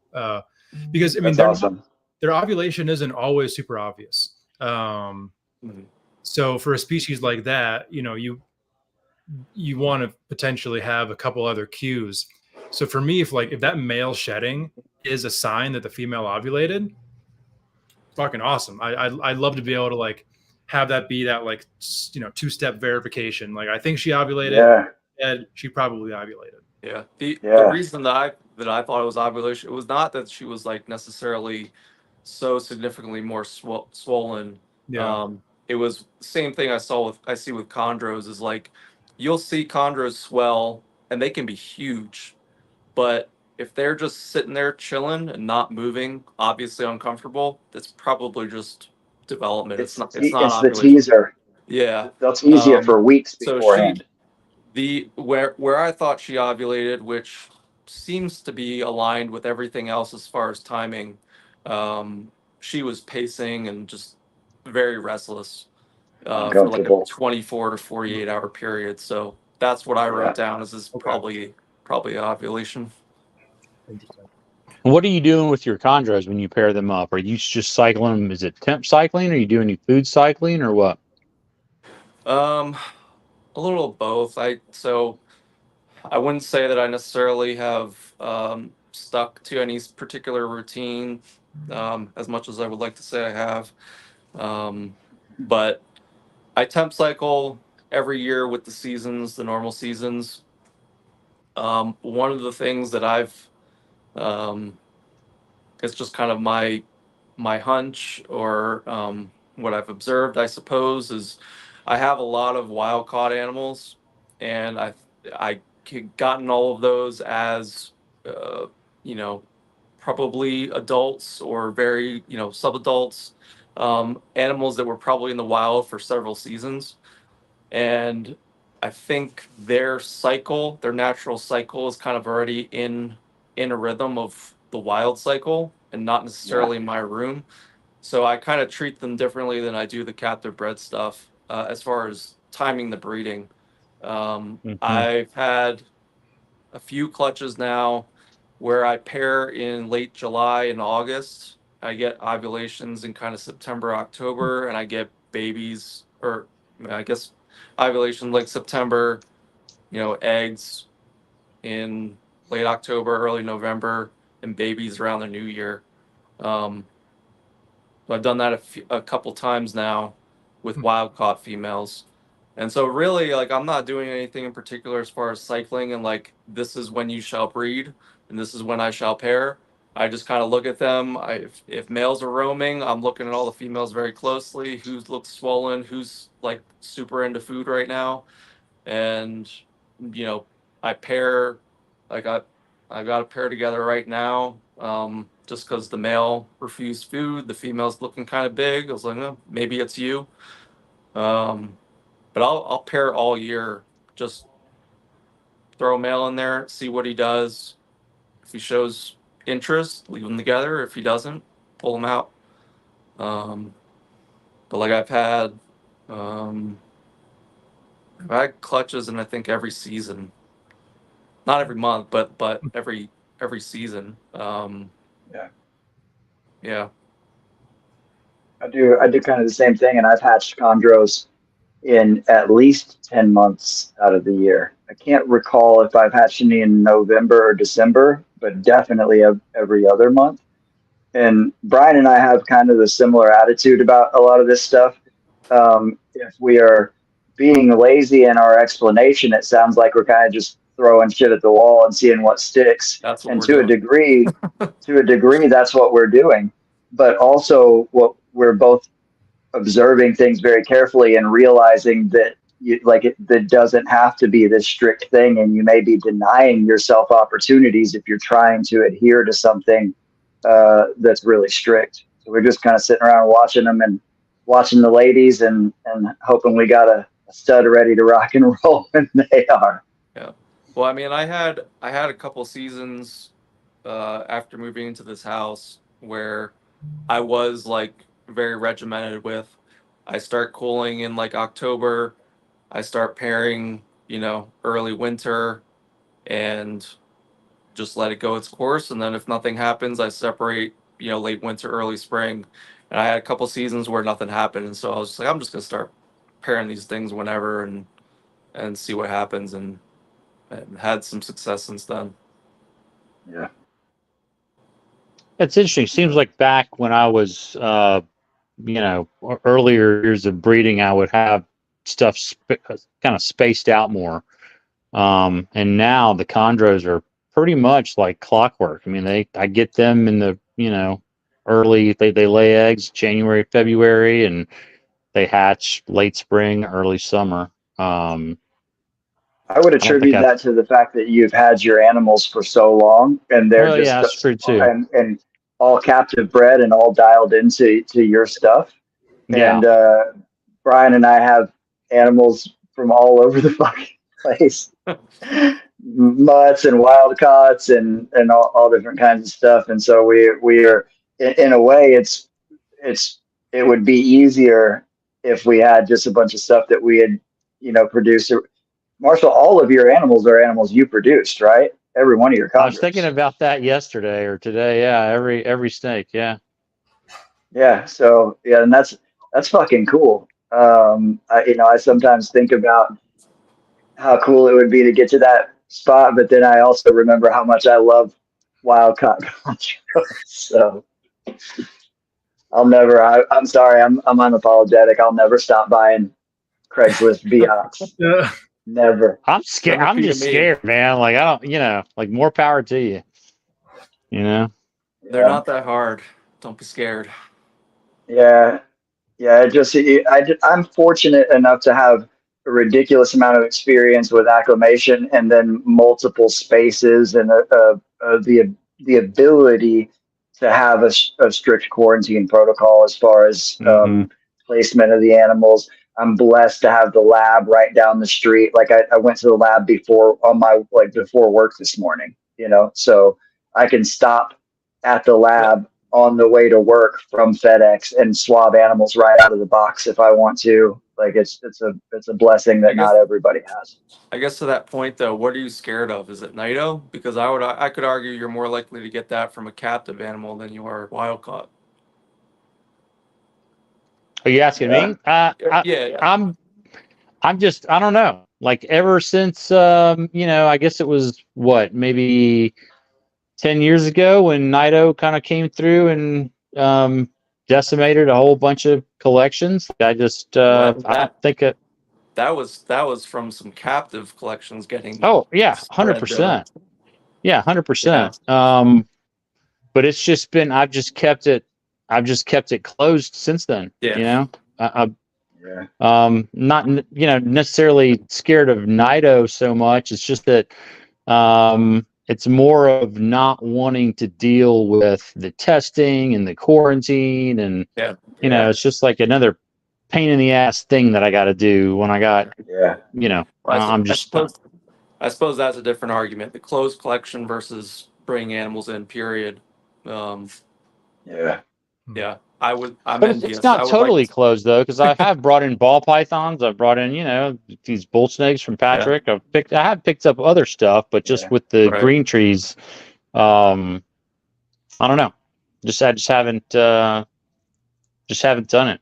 I guess I haven't seen anything that was like, man, I just really got to have that enough to make me want to go through all the headaches that I would need to do to make myself feel comfortable. Yeah. I know plenty of people that don't even quarantine. They'll just get a new snake and bring it in the room, and it ends up, most of the time it's fine. Yeah, no thanks with all that. I got way too much going on over here. Even with my protocols, I've had stuff slip through over the years. So it's I've had it's understandable to be like traumatized even vicariously by other people's losses, getting their collections wiped out. And I've said this before multiple times. I said it recently. I'll say it again right now. It's really easy to blame Nido for all these big collection wipeouts. Nido is not by any stretch the scariest of the things that float around. Nido is not the only thing that kills chondros. One clean Nido test does not mean that you shouldn't quarantine an animal, or that that animal doesn't have Nido, or that the animal, you should go through the protocol regardless. Doesn't matter who you get a snake from. I test all my stuff going out as just a courtesy to my customers, but I never tell somebody don't go through the protocol because you got it from me. I've heard people say, oh, well, I got it from this person, so I'm not quarantining it.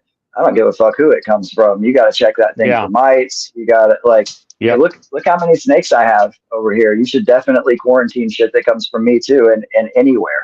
It's about the safety of the rest of your animals. But things like paramyxovirus, weird, untestable bacterial infections. There's tons of shit that will burn your whole fucking collection down. And Nido is barely one of those. Nido is not hard to manage. It's easy to test for. It's easy to manage and separate and do order of operations. And a lot of times it's not fatal. Yeah. I haven't lost a positive one in a while. So Ryan posed this question. Do we actually know it was Nido? No, that's the thing. We don't know that. That's exactly my point, is that we don't know. We assume that some of these things were nidovirus, but when I look back and at old posts or ask people about the symptoms that they experienced, nidovirus, generally speaking, is not something that's going to burn through your collection. Paramyxovirus will do that. So will what? So will IBD. Yeah, and there are bacterial things that will do that. I have a friend that lost a bunch of chondros not too long ago from some random bacterial thing that killed a bunch of animals in 2 weeks. Oh, fuck. The paramyxovirus burns through vipers quickly, but pythons can be asymptomatic for extended periods of time, and they will, in this order, refuse a meal, show a very mild RI symptom, and then roll. And it's paramyxovirus is scary, dude. I have animals right now, and then I have a separate space for the positive group. I've got animals that have been that I've had since 2018 that probably had it when I got them. I've been testing rigorously since 2020, and I have animals that have been positive that whole time. Some of them old, some of them beat up breeder females, always asymptomatic, and probably wouldn't even spread it, but they still maintain them in separate space. Some of them are retired, some of them aren't. And, and they're flawlessly healthy animals. You would never, ever know that they carry that virus. Well, yeah, he definitely brings up an interesting point that we don't really know what it was. No. I know at the time there was a shitload of breeding loans going around and people passing animals back and forth, and so I mean there could have been anything.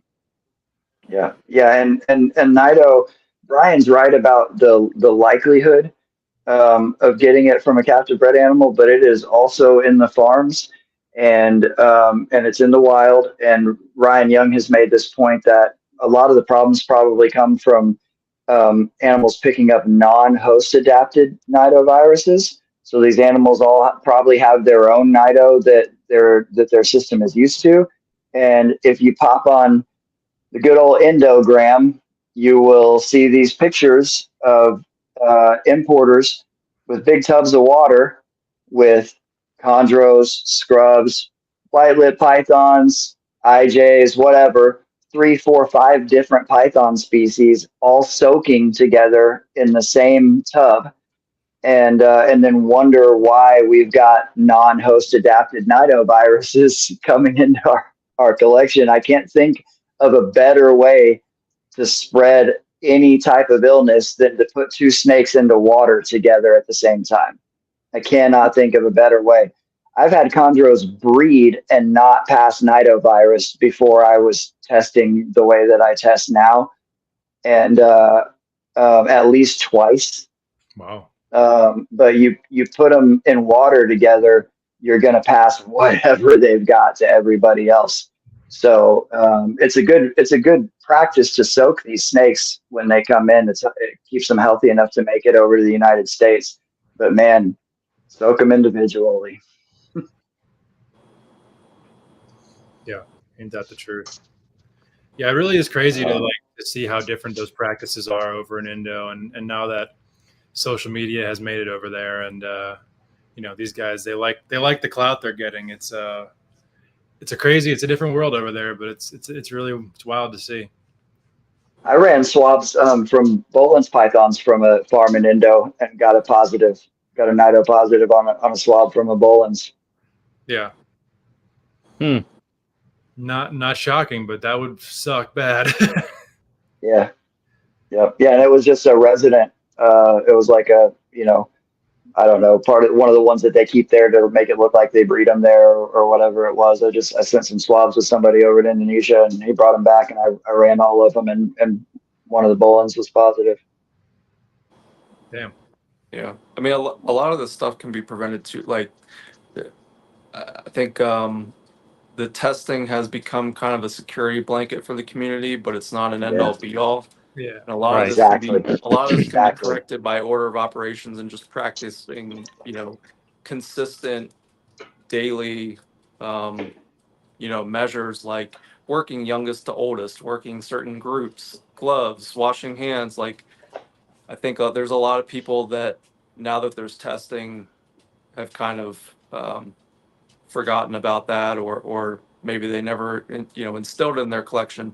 I learned a lot of that from Christian. He's always done that long before Nido was a thing. And Christian is actually who hammered the order of operations thing into my head a really long time ago, with separating the days that you do the babies on and all that stuff, specifically with chondros. Christian's the one that taught me that. Rico too. Yeah, like once certain animals are paired, they're their own group. They get worked together because they've been exposed. No matter whether they've shown any illness or not, they're now their own thing. Yeah, that was a valuable lesson for me to learn and see pretty early on. Yeah, I have the way the racks are arranged in here. And I have animals arranged inside of racks and in order by age, and start with the youngest animals and move around. And when I had Paramixo come in from almost certainly from some baby squams, I was fortunate enough and then it's not just me being lucky. I had the animals in this rack on purpose, but there's one rack that's not against the wall with the rest. It stands apart from them. It's the last one that I worked, and I had those animals in that rack because they were the newest animals into the room, and that's where it broke out, and that's where it stayed. It never made it outside of that rack because of order of operations. And I took that rack, I took all the animals that were in it and put them in tubs in a different rack and put it in my permanent quarantine room in a corner, and took the other rack outside and bleached it and let it sit in the sun for a while. But with paramixo, you almost have to just isolate and watch and let it run its course, and kill what's got it, and then test everything multiple times afterwards to see what doesn't. And you have to do cloacal and oral swabs and run them both at the same time. And you have to do it a bunch of times over a period of months to make sure that they're clear. It's pretty fucked up, but order of operations saved. I mean, can you imagine if I'd started with that rack one day on a whim and then moved back through the opposite direction? That paramixo would have burned right. There's a bunch of vipers in this room. There's a bunch of chondros and a bunch of vipers, and it could have killed everything in here. Yeah. Scary to think about, but it's scary shit, man. Yeah. But again, because of my practices, it stayed isolated, and I lost 5 animals in that rack. A couple baby Bredl's pythons, a couple baby squams. Stay right there.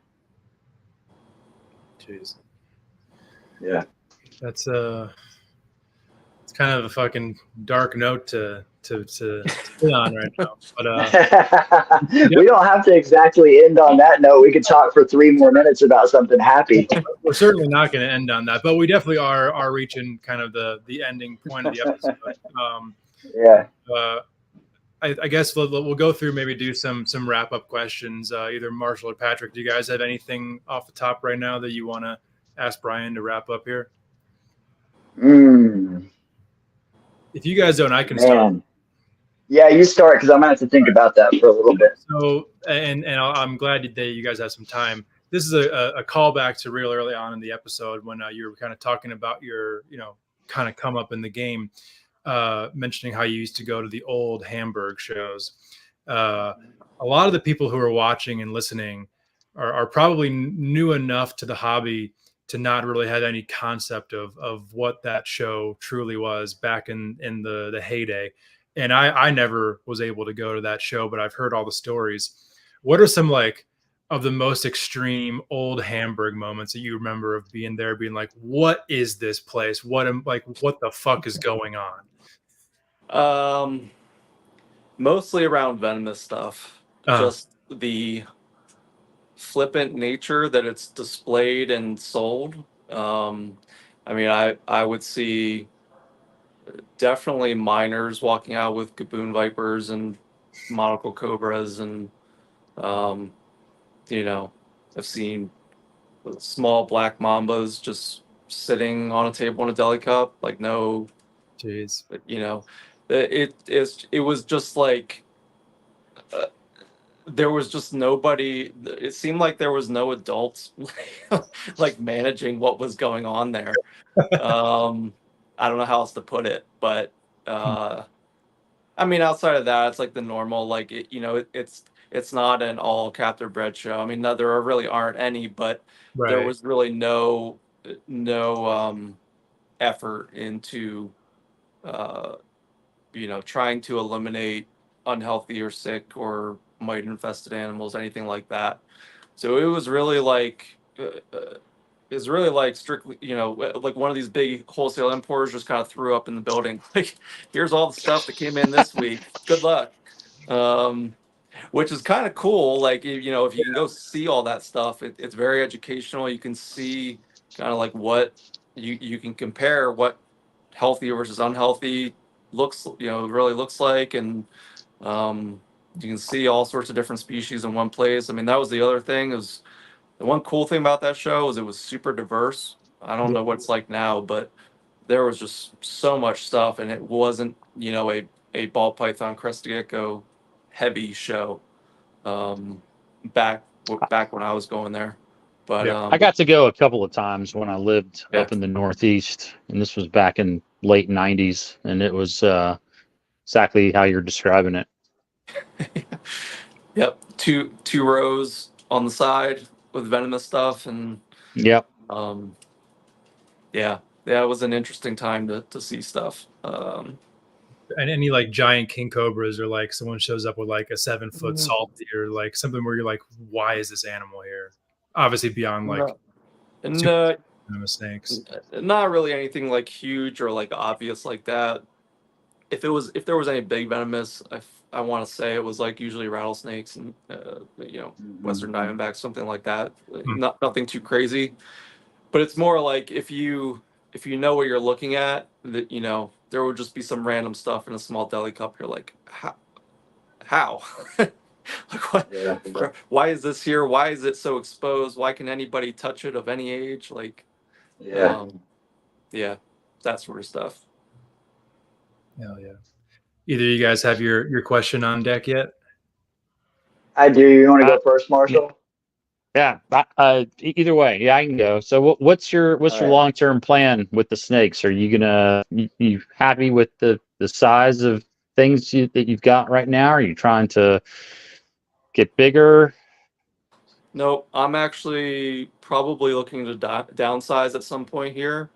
What I would really like to do is kind of going back to that discussion about aquariums and showcasing animals and things like that.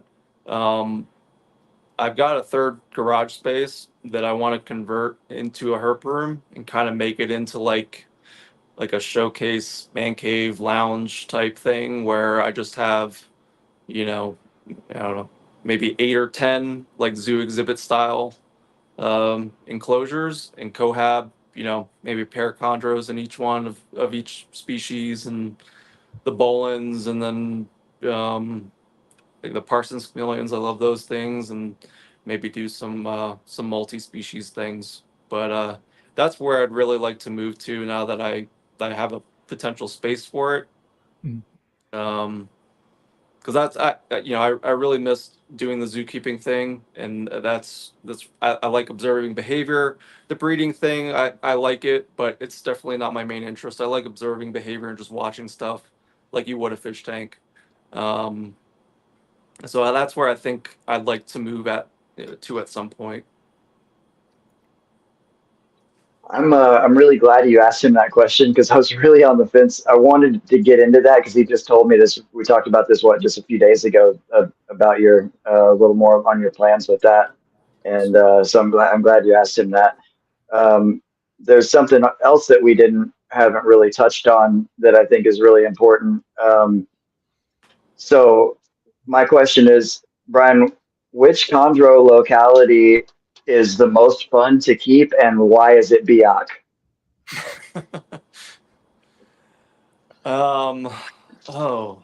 Why? I don't know if I have an answer to why. Probably some of it for me is that it was my first one. But I just really love the neonate, the red neonate phase in particular. I love the kind of vibrant red with the just big yellow diamonds. That look just does it for me. And then the fact that the change is so exaggerated, and they kind of look like that for 2, 3, 4 years until they really start to gain green. Like I love my Arus, but it's kind of like it's overnight. You got neonate color, and then it's kind of over. And then you got an adult. So I really enjoy that kind of exaggerated change, and it's often some of the prettiest, naturally occurring snakes or chondros or Biaks when they're like golden yellow, right in the middle of that. Yeah, and their structure, the head structure, it's different. Too. Yeah, dragon head and you've had some of the nicest Biaks over the years. The Diablo stuff, and Jane was really awesome, and Tarzan. Just some of the best Biaks that we've ever seen have been over at Brian's house, for sure. I'd also like to throw one little thing out there at the end.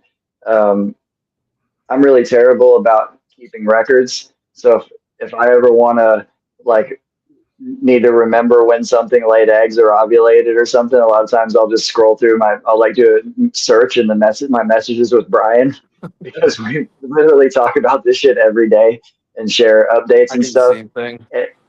And so I'm really, I am superstitious and I don't post a whole lot. So, if you guys are ever wanting updates on my stuff, we'll put a link to Brian's PayPal in the description, and you guys can see if you can bribe him to start sending him money and try to bribe him for information about what I have going on over here. You heard it here, guys. Oh shit, that's funny. We actually, I forgot about this earlier, but MJ actually asked a question. He wants to know what kind of plants you have in that enclosure behind you. That's a good question. This is like a Schiflera. I think it's Arboreals. And I'll have to double check on this one. It's some sort of philodendron. Okay. Cool. Yeah, it's kind of a mishmash. There's like 3 or 4 in each one. Okay. Cool. Yeah. Hell yeah. Well, I think we're right about here at the end. So Brian, for anyone who wants to reach out to you, see what you have going on, check out your social media, where can they find you? Front Range Arboreals on Instagram. Just Brian Fischer on Facebook. I really only frequent forum on Facebook. Just lack of time, and I don't want to get a million notifications for the same posts in 20 different spots. So if I post stuff, it's usually in there or on my Instagram. Yeah, and I'm always down to talk snakes. To that, it's almost 24/7. But yeah, anybody's free to reach out. I'm happy to talk about them. Hell yeah, Patrick. Are you asking me the same thing? Where is my stuff at? Yes. Where can people find you? I'm on Facebook. I also have my Arboreal Obsession Facebook page, but I don't post on there enough. On Instagram, I am GT Patrick, as in green tree. GTPatrick.tx is my personal, and then, which is mostly snakes. And then my snake page is Arboreal_obsession. And for those who already follow me, I shared one of Brian's posts today and have tagged him in some of my stories and whatnot. And Brian does not have as many followers as he should for how awesome his collection is. So y'all please go out and give him a follow for sure. Hell yeah. I don't.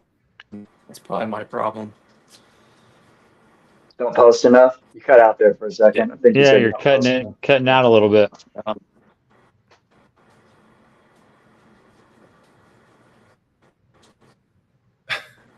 Uh-oh.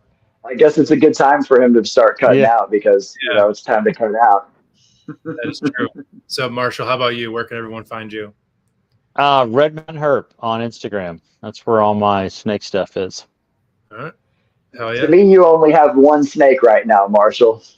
There's What's just that? one over there. That's right. Now, for me, you just have one snake. Yeah, that's definitely the popular one right now. Well, you're not the only one trying to keep that project alive, man. So maybe some more of that'll go around in the near future. Hope so. Yeah, I mean, there's a shitload of Versace babies out there, so that's right. I have hopefully two it's of them. just a matter of time before somebody else hits it. Yeah. Hell yeah.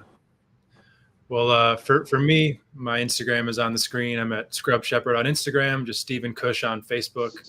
And for us here on the Trap Talk Reptile Network, there's a show every night of the week. So there's never a shortage of reptile content.